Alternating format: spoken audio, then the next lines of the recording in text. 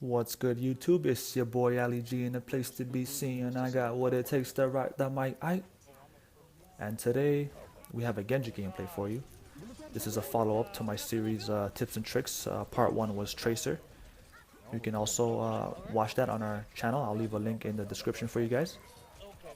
Today I want to focus on Genji and how to improve as a console Genji. Now once again, a little disclaimer, I'm not here to give you the secrets to becoming you know, the best Genji in the world, but I definitely think I have some insight on how you can definitely improve, especially on console. I have three key points, three major keys that I want to go over that I need you guys to focus on if you really want to improve Genji gameplay overall on console. And I'm going to try and keep this as console specific as possible, but obviously some points you can, is relevant to both console and PC, right? One thing I also want to share is that Genji in particular, in my opinion, is one of the most mechanically demanding heroes in the game. And with that being said, you have to understand that you might not be able to pull off certain things you see on PC, how pro Genjis on PC operate. It just doesn't run as smoothly as it does on console. It could be a number of things, right? Hardware,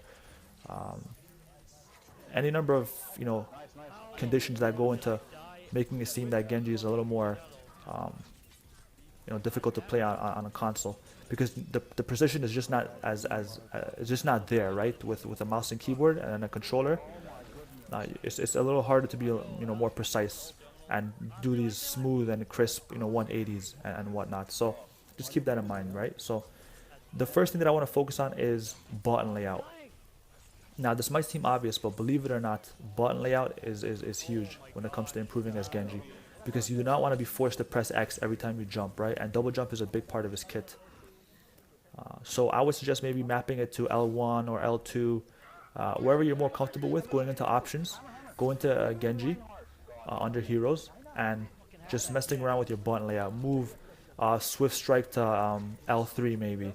Move jump to L1, which is what I do. And I've noticed a drastic increase in my Genji movement and gameplay in general. It's definitely helped me improve.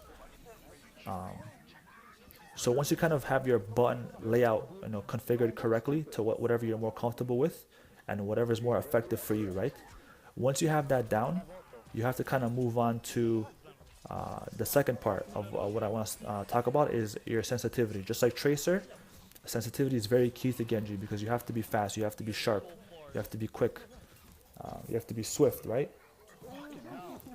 You need to be able to do these 180 turns on a dime, and make it seem seamless, right? Be very smooth with your transitions and whatnot. And you can't do that with the low sense, in all honesty. You just can't turn fast enough. So at least 50 for both horizontal and vertical. I tend to have my horizontal higher than my vertical, because to do those 180s you need to be able to spin fast enough. So I keep my horizontal a little bit higher than my vertical, but it's up to you. It's personal preference, whatever you're comfortable with. But try and keep it relatively high. Honestly, at one point I had mine's like 100 and 100, and I was doing okay with it. It wasn't horrible, right? But then what I ended up doing was I decreased my sensitivity, and then I also decreased my aim smoothing by 5%. Now aim smoothing is another part of the equation that's very important here. Nice. Oh my god.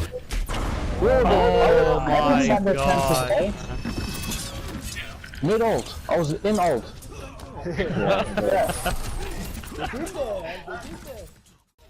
If you play around with the aim smoothing, I definitely suggest decreasing it by at least 5%. I feel that aim smoothing is very crucial for especially projectile heroes. Maybe not so much hit scan, but projectile heroes, aim smoothing can really help. So I decreased mine by 5%. So what you do is you go into options. Oh, What are you fucking? What are you fucking? piece of trash, yo. Just rocking you. You go into controls. Under sensitivity, there's an advanced tab. You just hit the plus sign. You check your aim smoothing, and you can decrease that however you like, and you'll see how much more fluid your movements become. And you don't get bogged down by the aim assist. It doesn't just kind of drag your aim all over the place, right? yeah, so once you get your sensitivity down, play around with the aim smoothing, the horizontal and the vertical sense. Make sure it's above 50 for each horizontal and vertical, and at least decrease aim smoothing by 5%. If you do that, you'll notice a big difference in how you move with Genji, and it becomes way less clunky, and it's much smoother that way. Is smoother a word? I think it is. Anyways, so once you have your button layout mapped out correctly, whatever you're most comfortable with, and then you have your sensitivity down, you'll notice, like, honestly, I could stop the video right here. That's all you really need to know. Like, once you get these two things down correctly, and you get accustomed to playing with Genji and kind of getting his timings down and how he interacts with other heroes, just like I mentioned in the Tracer video, right? Once you kind of get your button layout and your sensitivity down correctly, and you play Genji a lot, get the timings down correctly, you'll definitely improve drastically, on how much you can be effective as Genji, right? So those are the first 2 points that I wanted to touch. The button layout and the sensitivity is very, very crucial here, right?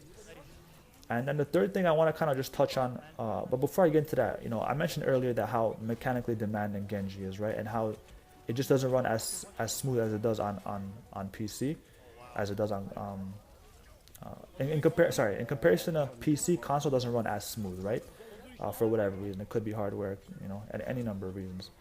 Now, with that in mind, the reason why I suggest playing a little more conservative Genji is because, from my experience, what I've noticed, I deal with a lot of hit registration problems with Genji, right?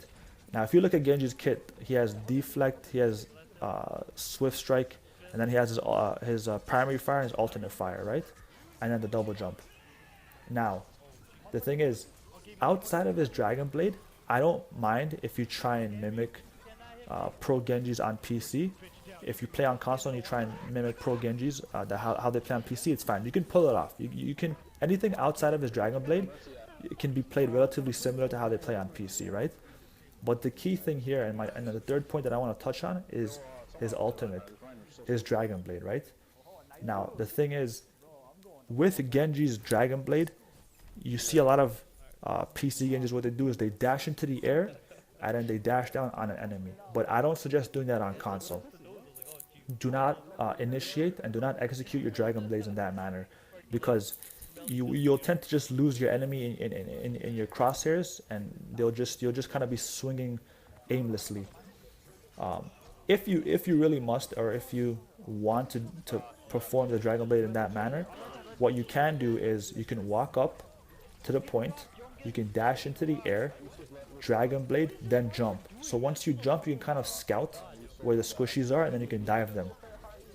But what I suggest doing, and what can be more effective, is if you dash through the enemy, and then you turn around, you 180 Dragon Blade, and then you dive the squishies, so that you can get like maximum damage. Now this can work for both PC and console, but on console you want to try and focus on at least getting 2 kills with your Dragon Blade. 2 kills, in my opinion, is sufficient.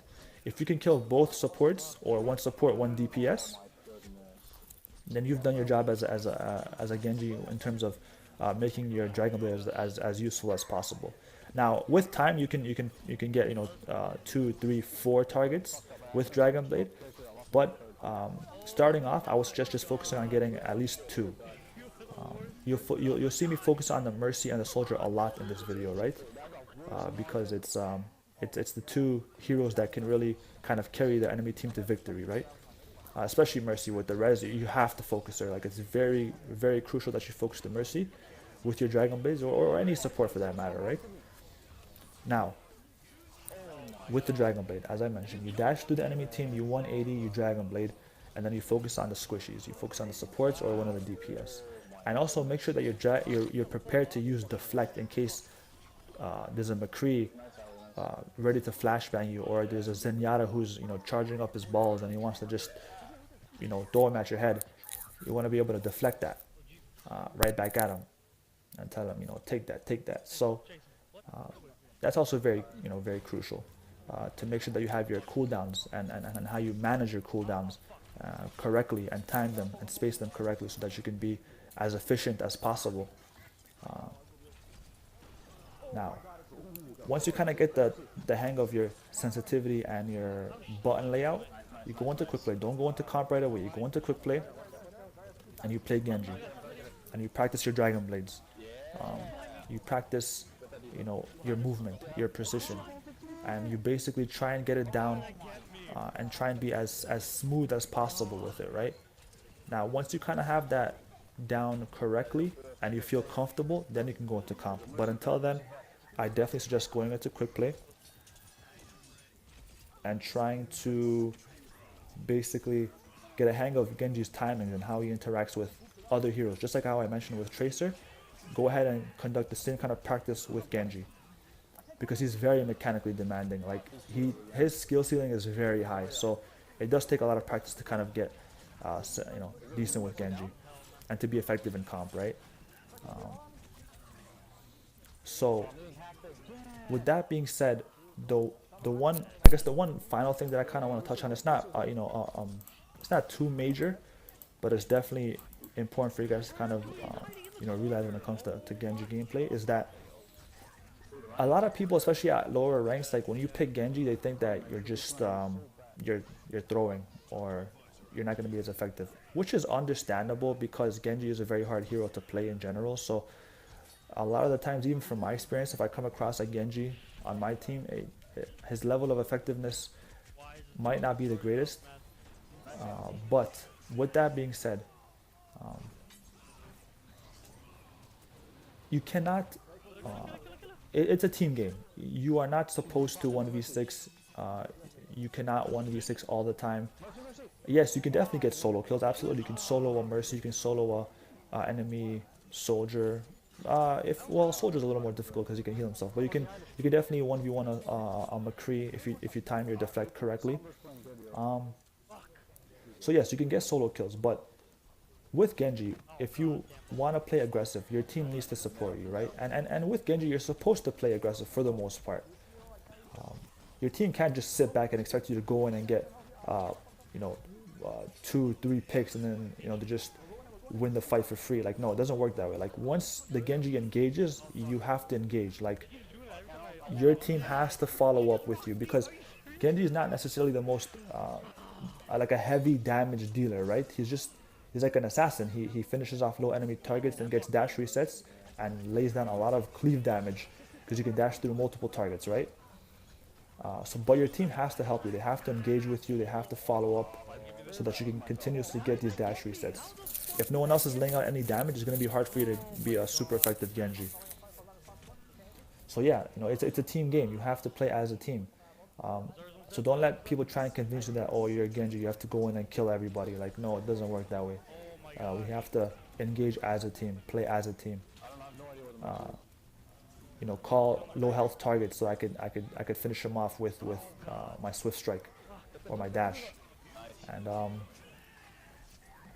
that's also another major kind of component about Genji that people have to realize. It's not like you can just go in and Dragon Blade and 1v6 like how they how pro Genjis do, right? Maybe maybe after you have some practice in, but it's definitely much more viable and much more consistent if your team just helps you out a little bit, right? So yeah, it's a team game. You win as a team, you lose as a team. That's one thing that a lot of people fail to realize. So you definitely need your teammates' support if you want to be as effective as possible. But yeah, I guess to kind of recap for the most part, one thing that I mentioned was you need to have your sensitivity down correctly. That's very clutch, very key. Aim smoothing, you can kind of decrease that by 5% or however much you like, depends on what you're comfortable with. Also, managing your button layout, configuring it the way you would like to kind of be an effective Genji, because you don't want to have to press X to jump, right? It's very ineffective. And then on top of that, you want to go in and practice a little bit in quick play before you get into comp, and then once that's taken care of, you can go ahead and get into comp and be as effective as possible, right? And is there anything else I need to touch on here? I mean, if you guys have any like questions or concerns, you can always leave them in the comments section. I'll definitely check it out and answer any concerns you might have or any questions. Um, I'm not, like I said, I'm not a pro Genji, but I feel like I'm like a coach. I might not be able to, I might not be top 500, but I have a pretty decent understanding of how the game works. This is also a funny part. Let's listen in. You get Discord on you, Alan. Watch out. Kill it, nice. Oh my god. Oh, nice, nice kill. No, it's worth it. You're acting like idiot. I get faster. I get there faster than the mercy. Okay, so I mean that was it wasn't the smartest thing for me to die there, but their mercy gave up her life too to chase me. So I guess it kind of worked out because I get there much faster than she does. So I can get back into the fight way before she does, right? So that's pretty good too. And yeah, so I mean this is an overtime push. I guess let me see here. There's a very crucial part coming up here. Our overtime push for the most part was pretty decent. I'm not gonna lie, it was a good push. See, I noticed there's a Sombra harassing my team, so I just deal with her quickly. I just dash into her before she can even reflect. I'm trying to kill this Mercy, but my Roadhog is pushing her away. Well, but it's fine though, I get her anyway. Now, we're in OT, so we have to stay on cart. We have to stay on cart, kill the Mercy here, get another pick. That's one thing I want to mention. Try and combo your Dragon Blades as much as you can with your enemy, with your teammates' ultimates, right? Like one obvious one is Earth Shatter and Dragon Blade, or sorry, not Earth Shatter. What am I saying? Graviton and Dragon Blade, or even Earth Shatter and Dragon Blade, like I did just there. You can. I mean, the more you combo, the more effective your Dragon Blades will be regardless, right? So try and combo as much as possible. Don't try and solo Dragon Blade. If you can combo, definitely try and combo. And we kind of mess up here because my team just kind of turned around to try and fight the Sombra. And if you saw, like, when I tried to kill her, like the fight just before, the enemy team went through the teleporter, there was like this lamppost that like blocked my strike, or else I probably would have been able to pick her off. And if I picked her off there, we might have won. But then what ended up happening was, we dropped the beat, but then there was a Sombra behind us, so like our Ryan and everyone else was like swinging at her, trying to kill her, instead of just engaging the enemy. And it kind of just left me to kind of kill the Zen, which I should have been able to do. That's definitely, like, I take partial blame for that. But if we just kind of engaged the enemy there, instead of just turning around to kill Sombra, we would have team wiped them for sure. Because we had beat, we would have won absolutely. But they just kind of focused me down, and we couldn't lay out any damage on the Zen. And I go soldier here just to kind of wrap it up, because I don't want to take any chances. I felt that the enemy team was gonna try and hard counter me, right? So they were, because they went monkey, they went Winston the previous round, so I was like, they might just try and hard counter me here. So I decided to switch to soldier. But yeah, for the most part, I mean, I feel like I had a pretty decent game here with Genji. Our team played relatively well. There was some funny moments, but for the most part, we were relatively effective as a team. So as I mentioned earlier, you win as a team, you lose as a team. So as you see there, I dropped 79 kills. Not too bad. Just another day in the office for Plat Genji. But yeah, I really hope you guys enjoyed the video. Thank you so much for tuning in. Thanks for supporting the team. It's been your boy, Ali G, aka Donnie G, aka Don Gorilla, aka Top of the Food Chain, aka Mr. Second Round Knockout, aka Up to No Good. And yeah, thank you so much for tuning in, guys. I appreciate you all. Catch you on the next one. Peace. Nice. That was good, yo. 67%. Oh, the 50 defensive assists? Oh, damn. Look at that. Like it. God damn. Oh yes. Damn, what did on you? 17,000. Okay. 27 sound barriers provided. Okay.